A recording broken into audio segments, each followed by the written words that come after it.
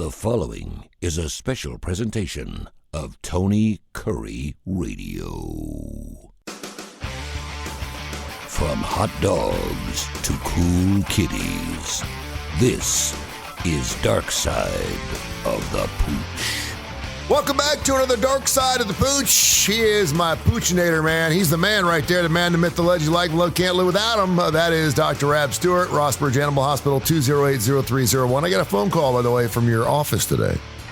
Notifying me today, because it's the only 208 exchange I get, notifying me that it was time for Rainer to come in to get his annuals and just to have his wellness a checkup, and I knew that because I called last week because I was going in to have him groomed, and of course, if you take him to all these places like PetSmart stuff, you have to have all their shots up to date. You can't take him in and groom them. They will not groom your animal unless they get their shots, which is great because if you're gonna get your dog groomed, you should be taking care of them. So I thought we'd start right there this morning or this afternoon or whenever you're listening to Dark Side of the Pooch. Info at TonyKurreRadio.net, by the way, for emails. We got some emails to get into as well.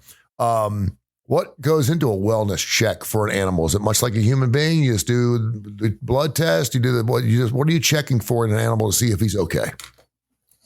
Well, we, kind of the same thing that people have done. It's the obligatory physical exam, which is probably the most important part of the whole thing, to be honest with you, because we may see or feel or hear something that is abnormal that there are no symptoms for, and that the owner may not have noticed. Okay. So dental disease, cataracts, an ear infection, a heart murmur, enlarged lymph nodes, growths, little bumps, things like that, bruising, just all kinds of stuff. The physical exam is super important. And then we're going to check in for heartworms, which are spread by mosquitoes. And if your pet's not on monthly heartworm prevention, please get them on heartworm prevention, because heartworms, they can be deadly, and it costs a lot to treat them, rather than just keeping them on the preventative. I mean, it'll cost you, $5 a month, thereabouts. That's nothing. $5 to $10 a month, to keep them from getting heartworms. And then we'll check them for intestinal parasites. Intestinal parasites are acquired by dogs eating things off the ground, drinking things off the ground. And that's pretty much it. Depending on their age, we might recommend a full blood panel, which checks organ function and red and white blood cell count and urine. But it's I love wellness visits. They're usually happy visits. Yeah. The people they come in, they want to be there. I mean, it's want as much as someone can want to be at the vet, but it's, it's a happy visit, and it's more, it's looking at the pet and then getting to know the client a little bit. How was your weekend and how are your kids and what's going on today? There you go. Because when those sick visits come, you can still do that stuff, but there's a little more tension. The owner's worried they are missing work. They're worried about the bill. It's just a little, it's not quite as fun of a appointment as a wellness visit. Yeah. Speaking of eating things off the ground, I've been walking my dog for 2-3 miles a day on average. He loves it. He's behind me right now where we're fixing to go on a walk as soon as we get done with the show. But recently, he's about 8 years old. I think he's about 8, maybe pushing 9. Just recently, in the last, say, 6 months, he is eating almost everything that he can find on the ground, whether it's goose poop, dog poop, any poop. If it's, I have to keep an eye on him. Now, I know he'll want to roll in it, but he's never done that. Is there a reason? Is that just his time? Is he just getting older where that just seems to be something he wants to do? Because he's never eaten, I've walked him his entire life. He's never eaten poop. He's never just eaten things. Normally, if it doesn't taste good or smell good, he usually doesn't want to go there. But is there a reason why he's doing that now all of a sudden? Sometimes they can have conditions that make them hungry as they get older. It's no big deal stuff. Yeah. But he might be hungrier than he has in the past. And so he's just trying to eat anything and everything. And that's what they'll do. So,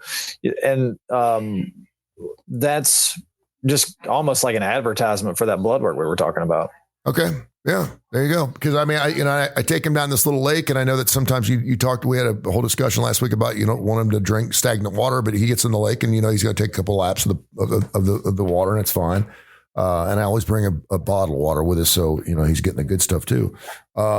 But I thought that it was interesting. I don't know why and he seems like he's wanting to roll around in it a lot more. And obviously that's not a good thing when you just get your dog groomed and all of a sudden they want to start rolling around other dogs' poop. I got no answer for that. Yeah, I don't. Well, I mean, sometimes I think it's poop. I mean, sometimes I don't see anything, and he just wants to roll around in the grass. I'm just assuming that if he's rolling around in something, it's something that stinks because dogs like to roll around in stinky stuff. So I see if he's going to roll around in something in someone's yard, then I, right away I tip him off. But so yeah, I don't know. Anything going interesting at your office before we jump into some email questions? Anything that's blowing you away? Well, there is something kind of interesting. That I was kind of working up today. In dogs, it's really common that as they get older, they start to have protein in their urine. And a little bit of protein is no big deal. A lot of protein is a big deal. And there's lots of things that can cause increased protein in the urine. Okay. It can be just kind of the kidneys wearing out. There are infectious diseases. That is something that we're only going to see. You're only going to know about it if we run a urine analysis on a pet. And we recommend that when they're 6 years or older, along with blood work that we just talked about. But there's this really interesting phenomenon that can happen to certain dog breeds. And it's called glomerular disease.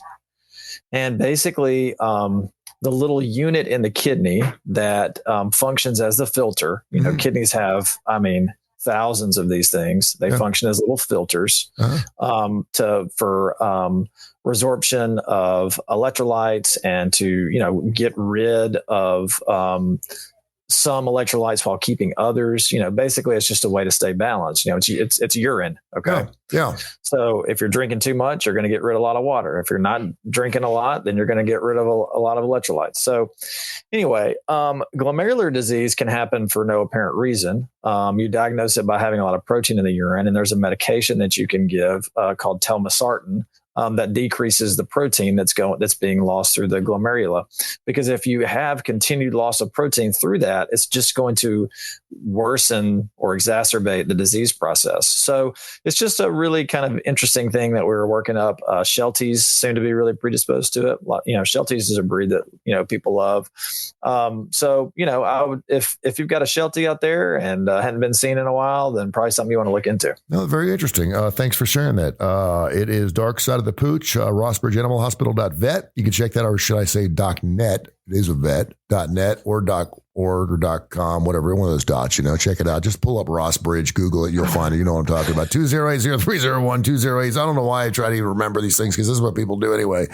I was at a PetSmart yesterday and I needed some chinchilla food. No, it was Saturday. I needed some chinchilla food. I got 2 chinchillas. Mama's already pregnant, so your chinchilla's on the way, by the way. She's coming sometime in early May. I'm feeling 3 in there, so I may have to bring her in for an ultrasound. Can I bring her in for an ultrasound? Probably X-ray would be our best bet. X-ray, okay. Yeah. Anyway, so and I come in there, and sure shooting there is the Humane Society. I hadn't seen them in there like in years. I didn't even know they did that anymore. But the Humane Society brought a couple animals into PetSmart for adoption. And of course, I'm block eyes with this Chow Chow. Her name was Huntington, and she was a puppy. She was about 2 months old. And of course, she's shaking. And it reminds me of those commercials, where they do the slow-mo thing at 4:00 in the morning and makes you want to spend the $19 and get the free pet blanket and plush toy or whatever it is to help the SPCA. Sarah McLachlan. And she's like, you want to get her out? And I said, sure. What the heck? And of course I lay her on my lap, and she's absolutely, she's just like, she's lying. She ain't moving. She's mine. She's not going anywhere. And of course they start talking to me a little bit. And then I start getting into the fact that I lost a dog, and they're like, oh, this would be perfect for you. Da, da, da. And I said, I got another one out in the car right now that is not going to like the way I smell. When I get out of there. What kind of questions should you ask? And the Humane Society here does a great job. They do wonderful work. They are packed up. But what kind of questions if you just walk in all of a sudden? Because I don't believe in coincidences. So I was like, okay, I'm coming in to get chinchilla food of all days. And here's this dog. I did walk out. I said, how long is she going to be here? They said, till 2. And I said, well, I'll tell you what. I'll call it too to see if she's here. If she's here, I may come back, and thank God someone took her. They had all three adopted, so that's great. That's great for everybody. But what kind of questions should I ask if I'm going in? I'm a first timer and I don't really know what's going on as far as in shots. Why was she abandoned, or how she was abandoned? Can you ask questions like, was she abused? What kind of questions am I looking at? The most important question to me would be what medication has she been on? Okay. Like what have you been giving her? Because sometimes they have illnesses that are, a one-off. Okay. But sometimes they have illnesses that you're going to have to battle their whole life. So that would be my first question. For example, what would that illness be? Skin conditions, ear conditions. Those can be very, chronic and lifelong. Yeah. If you have other pets at home, you might want to ask them if they've had respiratory illnesses, because that can be contagious, and your dog at home could catch that. So I just kind of want to know what they've been treated for. It is nice to know. Well, first of all, they're going to come vaccinated to some degree. Sure, they just will. It depends on how long they've been there. If they've been there a while, they're going to come fully vaccinated, and you're not going to have much to do at all. They're probably going to be spayed, neutered, fully vaccinated. Yeah. And if they're not fully vaccinated, it just means they hadn't been there very long, but they're going to have something. But it's important to know, what else am I going to need to do and when? Yeah. And, as far as what they were surrendered for, a lot of times they won't know. So asking them, hey, what happened? Sometimes these dogs get picked up off the side of a street, or somebody just drops them off. And I don't, as long as they're not aggressive, I think their Humane Society is looking for that. But, I would, try to see if the dog has any signs of aggression or not. And I mean, really, that's pretty much it. There you go. Info at TonyCurryRadio.net, info at TonyCurryRadio.net. This is Darkside of the Pooch. You can find it with 18 different shows. We're adding a 19th show, I think, starts in a couple weeks, and then we're done. I'm not doing any more shows. I'm done. I'm not doing any more. 20's enough. That's going to be appliance. We're good. But we love our email questions. And I knew this was coming, and I hope you've done some homework on this. But odds are I have not. Brad in Birmingham wants you to explain the bird flu thing. Talk about, I'm not specifically the bird flu thing, but does it affect our dogs? Is it? I know for a while the COVID thing was very confusing, because cats can get COVID, but it's not the same type of COVID. And then we said, can you get COVID by it actually rubbing off one animal on another? And we found out you actually could. And I know these, and it's a fluid situation, right? It's constantly changing. That's why everyone doesn't trust the CDC. They didn't know, because we'd never seen anything like that before. They're learning too, just like we are. One day it's okay to stand within 6 feet. The next day it's not. We want definitive stuff. And then when we're told definitive stuff, then we don't like that, because we don't like to be told what to do. We're a pain in the ass is what we are. But what are you hearing about that bird flu? Is it something that dogs and cats can get? Is it something that's transferable between cats and dogs? What's the latest on that? Or do you have any information on that? Well, probably the most important information I can give you is no, it's not something that's contagious from the birds to dogs and cats. Dogs do get the flu. Okay. Cats really don't get the flu, but dogs do. And we have had one nasty flu season. Does that coincide with animals at all, or no? No, we really haven't seen many flu cases. We a few years ago, there was a really huge outbreak of flu. But as of right now, we haven't seen a lot of flu cases in dogs. But when you do have a flu outbreak, it's really widespread. Mm-hmm. And dogs that are not vaccinated do get pretty sick. Dogs that are vaccinated either don't get sick, or they get a mild case of it. But the bird flu, or the flu that's affecting, all the egg layers, that's not going to be be that's transmitted, to dogs and cats. Is that what you call them? The egg layers? That sounds like something one vet would sit on there. How the egg layers doing? The egg layers. The bird, the egg layers. Or the broilers. The broilers. And the egg layers. I don't know why I sounded like Trump just then. The broilers and the egg layers. The egg layers, man. Okay, so anyway, but so that's pretty much all I know about it, because I'm not. I'm not a veterinarian that deals with birds, big commercial properties. And I'm glad I'm not, because that's probably a nightmare for them right now. But the reason that you have to kill them all off is because it is so contagious and it'll just continue to spread. So it's kind of like, the zombie apocalypse. You just got to kill them. Yeah, and you're going to overkill them too. If we weren't eating their eggs or eating the chickens, would they get healthier on their own when they have the bird flu, or do they just die from it? No, they're not very hardy. They die. Okay. Someone told me, I actually saw it on the news, until the bird flu of this year, 2025, 2024, we had more chickens in this country than we had humans. We have 380 humans. We have about 400 million chickens, which I did not know. And right now we've lost 60 million chickens, which is like a lot of chickens. That's, and I'm wondering why, everyone keeps talking about the egg prices going up at Waffle House. I'm wondering why, maybe it has, but chicken prices. I mean, I went to Zaxby's yesterday and I still dropped my $83 for 3 meals, but isn't that about right? $83 for 3 meals is Zaxby's. And I was like, I just plug my ears. So and it's crazy. It's insane. But I was kind of waiting to hear, because if they're killing off all these chickens. And I got a couple of people, neighbors that get chickens, and we had chickens for a while. And, eggs are like, we were giving eggs away like Easter eggs. I mean, we had more eggs we knew what to do with. We were giving every neighbor a dozen every week. And all of a sudden, they're going for $8 a dozen. It's like, well, hold on a sec here. These little bad boys are worth some money. These kids, the kids that do lemonade stands, we should do an egg stand. Yeah. Right? Do some eggs, a dozen eggs for, special whatever. Yeah, maybe $6 instead of $8. Yeah. Save some money. But it's a different, and I'm talking like way out of school here. And when I try not to eat out a bunch because it is expensive and it's usually like not as healthy as I want to eat. Sometimes it is.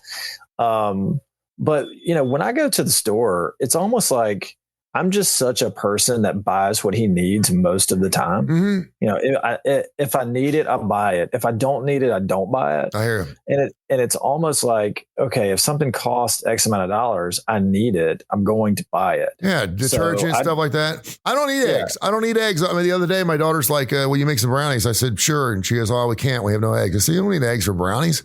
She goes, yeah, you do. And I said, you do? She said, yeah, you need an egg. I said, it's been that long since I've made brownies. I said, oh, yeah, you need an egg for that. She goes, yeah, you need eggs for bacon. And I was like, oh, but I saw some dude that was, he owns a cake store in Silverton, Minnesota or something. I don't know where.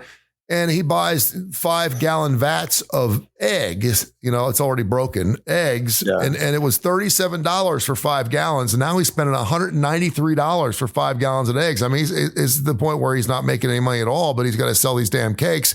He's like, I'm selling these cakes for $30. And it's like, because I never realized, how many eggs you need.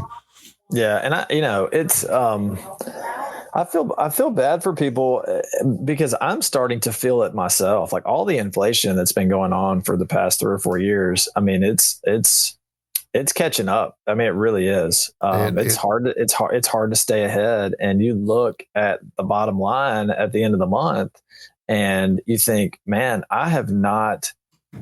I'm really not putting much away. Like, where is it going? No, and I've got 3 kids. And it's like, oh, it's going for clothes. It's going for food. It's going for school stuff. And oh man, I tell you, I'm feeling the crunch just like everybody else. I am too. And I think a lot of people think because, you're a business owner, I'm a business owner. Oh, you own your own business, blah, blah. They think you're rolling in it. And I'm like, no, it's doubly hard because, we have to pay taxes on all that stuff. We're not poo-pooing on it. Don't get me wrong. I think we're both very, very blessed in what we do. But no, I agree with you. It's funny because I went to the grocery store on Friday or Saturday, I guess, and I was going to get groceries for the week. And I had to check my account to make sure that I had $400 in there. $400. I was like, what the hell am I doing? I was like, because I didn't know, because if my daughter likes a couple fillets, that's $28 a pound. Now, I'm not saying I do that every time she comes over here, but I got a birthday coming up and I thought, I'd like to have a special evening. But it's almost the point now though, with our groceries, it'll never be cheaper to eat out. But there still are. It's getting close. It's getting close. I mean, it really is. It's like, wait a minute. I mean, by the time you go to the grocery store, so yeah, kind of crazy stuff. I got some classic rock questions I'm going to ask you here in a second. One other question here from Seth. He wants to know what breeds of dogs and how rare is it to have 2 different colored eyes in dogs and or cats? That's a good question. Yeah. Any breed can have. It's called heterochromia. Okay. because hetero is different, and chromia, you're talking about colors basically. So it's heterochromia of the iris, and it's not breed specific. It's much more common in dogs and cats. Although in cats, you can have it. It just looks a little bit different. And dogs, it's very stark. Like, I mean, you'll notice it, and you'll see a dog that either has one brown eye, one blue eye. Mm-hmm. But what's really cool is if you have a dog that has like half, like one eye is half brown and half blue. Oh, I've never seen that. Yeah, that's cool. Is it this way or this way? It can be either way. It can be I've never seen that. Vertical, diagonal. Yeah, it's rare. And is it that way in both eyes? No, it can be both or just one. Wow, that's cool. That's how I learned something. Yeah, I had growing up, I had a Great Dane that was one blue eye, one brown eye. And Great Danes are one of the breeds that are a little more overrepresented when it comes to having two different color eyes. Mm-hmm. But it can happen in any breed. I have a friend of mine who's got a brown eye and a blue eye. The craziest thing is like, you like when you're a kid, like some things just kind of stick with you. Mm-hmm. So in first grade, there was this girl in my first grade class. Her name was Lantana. And she had one blue eye and she had one brown eye. Wow. And like, I never would have remembered her otherwise, but memorable trait. Yeah. Memorable trait and memorable name. Lantana the eye girl. Yeah. Sweet. Were you a fan of Roberta Flack, or is that a little early for you? Oh, it's early for me. I need some information. She passed away today. She was 88. Feel Like Making Love. Oh, yeah. First Time I Ever Saw Your Face. Killing Me Softly. Killing Me Softly with her song. That was Roberta Flack. That was one of her number one songs. She passed away. So there's a site called the Top 10. Which is followed by like 16 million fans. I went to their website for the first time. All they do is top 10 lists because we love lists. They recently, as a matter of fact, this past weekend came out with the top 10 classic rock songs of all time. And of course, I was like, well, man, I'm going to have to see what this list is about, because you don't know you don't know if this is some guy named Larry living in Aniana who's just putting this list and he's saying, these are the top 10 songs of all time. And you don't know if it's his songs. You don't know if it's but this is according to like 100,000 people who voted on it. So, I mean, it's a good sample size of music. So you're not going to see an off cut of Devo in the top 10. Okay. So I thought, I'm going to sit there and go, okay, I'll bet you I could get 5 out of the 10, because I'm going to think, okay, you're thinking Stairway to Heaven, big band, Stairway to Heaven. There's number 1. All right. Give me another one. It's not that hard if you really think about it. Are the Beatles included in classic rock? The Beatles are included in it. They do have one song on the top 10. While My Guitar Gently Weeps is a little too niche. Let me think here. It's not Hard Day's Night. No, is it Hard Day's Night? It's not Hey Jude. It's not. I thought maybe it'd be Hey Jude or Let It Be. It is A Day in the Life. Wow. Yeah.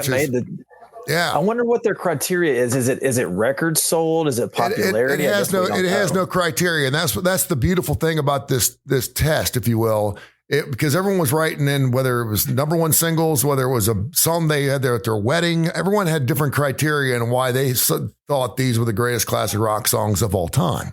So give me a couple other ones. I know you can nail a couple right off the top. More Than a Feeling? Boston? More Than a Feeling is actually was like number 13 on this list. And I heard that song at Walgreens yesterday. I am so glad you said that, because when that song came out, like I was 10 or 11 years old, that thing was unbelievable. That was like Nirvana's Smells Like Teen Spirit. When it first came out, you're like, what is that? I mean, because it sounded so different. It was so well polished and so well produced, but More Than a Feeling is not on the list. Give me another one. All right. You got a Queen song on there, I bet. I do. It'd be number 2. Yes. It's got to be Another One Bites the Dust. No, that is also number 14. Bohemian Rhapsody would be number 2. Okay. And you can make an argument that if we didn't have Wayne and Garth, we wouldn't have that song number 2, because that song was great. That's true. That song was great and stuff, but that movie brought that song back. I mean, it charted higher the second time than it did the first. there's some kind of trivia question there with that song. It's like one of the few songs to be number one in 2 different decades or something, and it's because of Wayne's World. Yep. Does Zeppelin have another song on there? Zeppelin actually does have another song on here. Do they? No, they don't. No, they do not have. Kashmir was honorable mention. Okay. And Immigrant Song was an honorable mention, but not on the top 10. Okay. If I tell you the groups, you're going to know it. You want me to tell you? Yeah, tell me the groups. The Eagles. Oh, Hotel California. That's number 3. Leonard Skinner. Oh, is it Freebird? It's got to be Freebird. Yeah, that's number 4. The Who. Oh, Won't Get Fooled Again. Or is it Bob O'Reilly? Bob O'Reilly. Thank you very much. Bob O'Reilly would be number 5. Very good, but Won't Get Fooled Again is honorable mention. Number 6 is a player here. This is one that I'm so glad it's on this list, because when I hear about this, this is quintessential, fantastic classic rock, and it's from a band called Kansas. Can you name the song? Oh, it's not Dust in the Wind. No. Is it, you have to give it to me. Carry On My Wayward Son. Yeah, that was, I just come up with a title. Pink Floyd actually has 2 songs on this list. They have the number 7 song and the number 10 song. Would you like to take a stab at both of those? It's Darkside and Wish You Were Here. Darkside is not on here. Wish You Were Here is number 10. Number 7 is Comfortably Numb. Well, that's a great song. Yeah, that's one of my favorite guitar solos of all time. And Scott, we got to have some Stones on here. The Stones are number 9. That's our final one. Very good. And I will give you a lollipop if you can tell me which Rolling Stones song. Now, I will tell you, and I'm going to tell you right now, it's not Satisfaction. Satisfaction has been known, certainly through Rolling Stone magazine, as the greatest rock and roll song, melodically speaking, written of all time, numerous times, but Satisfaction is not in the top 10, but it is a Rolling Stone song, and it's sitting there at number 9. And when I saw it, I was like, really? Because it's not one of my favorite Stone songs. It's an older one. Is it Painted Black? It is Painted Black. Very good. Very nice. Wow. Yeah, I'm surprised. Impressed. Well, I'm surprised by Painted Black too, because it has that long sax solo at the end. Yeah. Which I love, but it's not, it might not be the most radio friendly song in the world. But I love that sax. That outro is so good. I heard Waiting on a Friend yesterday, and I thought I hadn't heard that song in so long. I was like, that's such a great song, man. And I will go to my grave saying, if you don't like the Rolling Stones, you just don't know the deep cuts. Because man, I'm telling you, like, okay, throw out their top 5 selling singles. And there's 50 more great songs. No, I remember, great songs. I remember the first time I played Monkey Man. I was like, oh, I'm a monkey. It's incredible. It's incredible. It's great. Yeah, their stuff is fantastic. It was funky. It was weird. And then you get into like, what was Miss You? Was it some girls album? Yeah. Some girls. What was the one song? Then they did the Emotional Rescue thing. The Emotional Rescue thing was really weird for me. I love that song. I see that song is just really bizarre. I mean, I get why it's a hit, and it was just kind of, it was out there, man. It was a risk taker. It wasn't a Mr. Roboto, but it was close for me. So I was kind of that falsetto, Jagger doing that falsetto. That was a weird cut, man. If you go back and, I mean, everything from, because I think a lot of people think of Start Me Up, Tattoo You, that was like their last great classic rock album, but they really, Harlem Shake, it's a great stuff afterwards. Even some stuff from Steel Wheels, Rockin' Our Place, had some good stuff. Very good, my man. Tell people how they can find you, sir. Call us at 208-0301. You can find us on Facebook, and we are also rossbridgevet.com. You're on. Thank you, bro. We'll talk next week. See you, buddy. This has been a special presentation of Tony Kurre Radio.